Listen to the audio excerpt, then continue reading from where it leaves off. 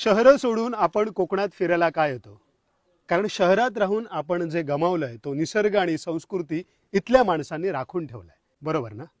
पण मला सांगा, इथे आल्यावर पर्यटनावर जो पैसा तुम्ही खर्च करता तो खरंच कोकणला जपणाऱ्या माणसांपर्यंत पोचतोय का? की फक्त कोकणचं नाव वापरून आमच्याच जमिनी बळकावून इथलं जंगल तोडून उभ्या राहिलेल्या लक्झरियस रिसॉर्टला जातोय?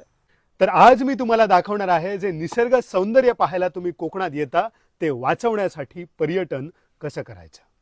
कोकणात येऊन फक्त जागा एक्सप्लोअर करण्यापेक्षा सामान्य शेतकऱ्यांचं जीवन एक्सप्लोअर करा, जे शेतीसोबत जंगलही जपतात, गायी बैल पाळतात. तीच माणसं खरं कोकण जपतात. बेस्ट क्वालिटी अन्न निर्माण करण्याची, मिनिमलिस्टिक जगण्याची कला मुलांना पर्यटनातून शिकवायला हवी. जमीन फुलवणाऱ्या कोकणातल्या बाया खरं तर सायंटिस्ट असतात. निसर्गातून शिकून प्रत्येक सीझनची इकॉलॉजिकल रेसिपी त्या बनवतात.